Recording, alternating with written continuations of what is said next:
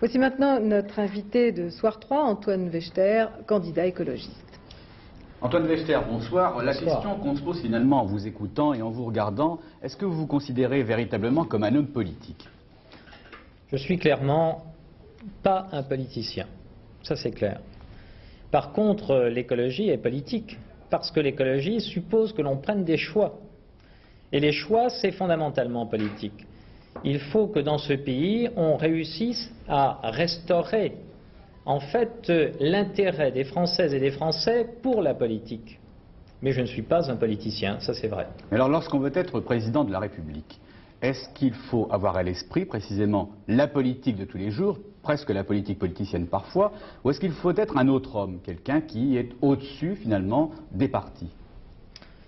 Vous savez, je suis l'expression d'une sensibilité qui est l'écologie, qui est la priorité accordée à la vie, la volonté de régler les problèmes de société par la solidarité. Je suis donc le porte-parole de cette sensibilité-là et j'essaie à ma manière d'être un peu l'incarnation aussi de ces aspirations.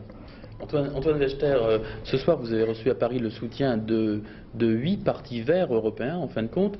Or, ce qui vous différencie d'eux, c'est qu'eux, en général, sont dans les parlements de leur pays. Comment expliquez-vous le fait que vous, les Verts, en France, n'ayez pas encore eu accès à l'Assemblée nationale? Comment ça s'explique? Vous savez, il y a plusieurs raisons. Il y a tout d'abord une raison institutionnelle qui est particulièrement déterminante.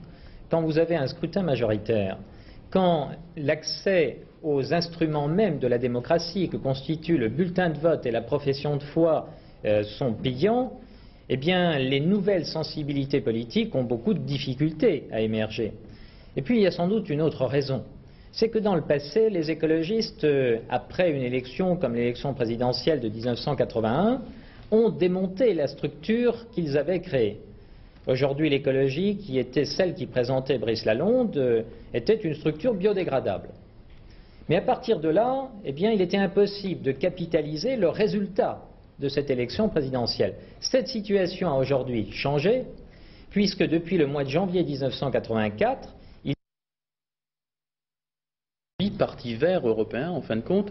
Or, ce qui vous différencie d'eux, c'est qu'eux, en général, sont dans les parlements de leur pays. Comment expliquez-vous le fait que vous, les Verts, en France, n'ayez pas encore eu accès à l'Assemblée nationale? Comment ça s'explique? Vous savez, il y a plusieurs raisons. Il y a tout d'abord une raison institutionnelle qui est particulièrement déterminante.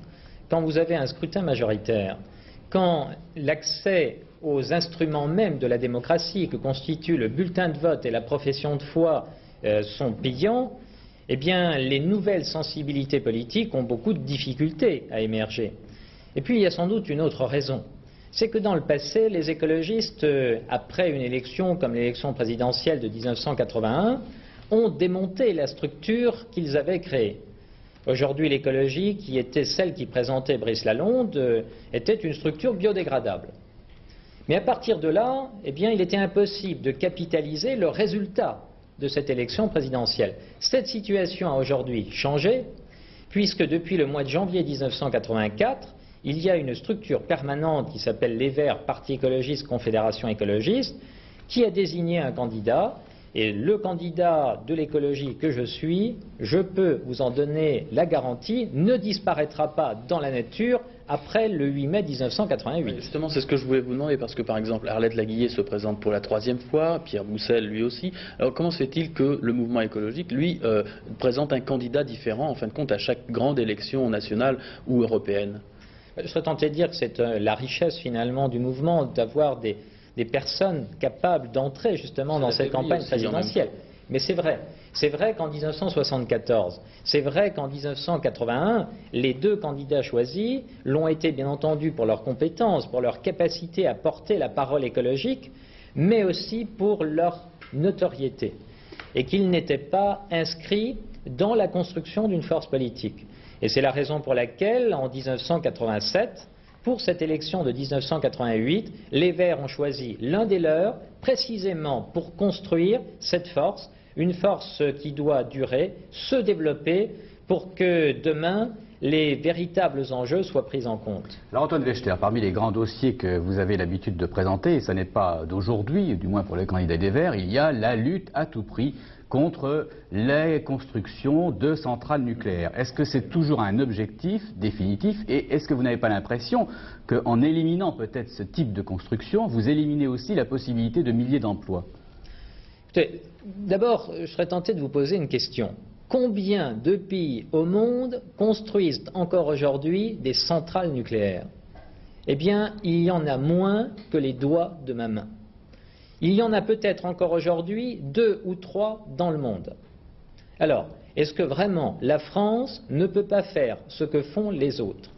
Vous savez, une véritable politique de l'énergie, celle qui investirait dans les économies d'énergie, dans le développement de technologies nouvelles comme le solaire, comme la biomasse ou la géothermie, crée beaucoup d'emplois, et beaucoup plus que le nucléaire. Le solaire, ça a été effectivement à la mode il y a quelques années. Il y a eu de nombreuses expérimentations, la plupart ont pratiquement échoué. Parce qu'on a fait les mauvais choix. À Font-Romeu, il y avait pourtant une installation assez intéressante. Ça ne fonctionne pas, ça n'est pas rentable. On a fait le choix de centrales solaires, alors que utiliser le solaire pour réaliser des gymnases, pour réaliser des équipements publics ou simplement pour réaliser le chauffage domestique, ça marche. Et j'ai eu l'occasion d'en voir un certain nombre de réalisations dans des départements qui ne sont pourtant pas connus pour être particulièrement ensoleillés, comme le département du Jura. Puis voyez-vous, les États-Unis ont l'objectif de couvrir 25% de leur consommation d'électricité par le solaire d'ici l'an 2000. Là encore, la France prend un retard sur ces technologies, car finalement, vous savez, le nucléaire, c'est une chaudière, et c'est une chaudière bien archaïque par rapport aux possibilités d'utilisation du solaire ou d'autres techniques.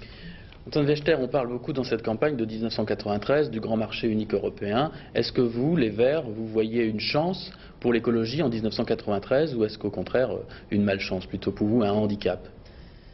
Vous savez, les écologistes sont pour l'Europe.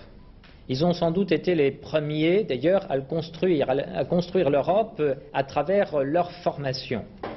Parce que l'Europe, c'est l'occasion de gérer un patrimoine commun à l'ensemble des Européens, à savoir l'air, l'eau, les espèces, mais c'est aussi l'occasion de réduire la compétition que les économies nationales se livrent. Par exemple, en 1993, il faudra harmoniser un certain nombre de règles. Eh bien, prenons dans chacun des pays les règles les meilleures, c'est-à-dire dans le domaine de la lutte contre la pollution ou dans le domaine, par exemple, du niveau de salaire ou de la protection sociale. Mais cela peut être aussi un danger si l'Europe de demain est simplement l'Europe des capitaux, c'est-à-dire l'Europe de l'économie à tout prix, car là, incontestablement, sur le ring où s'affrontent aujourd'hui les économies nationales, l'on aura fait simplement disparaître l'arbitre, et cela sera incontestablement l'objet d'un dégât considérable.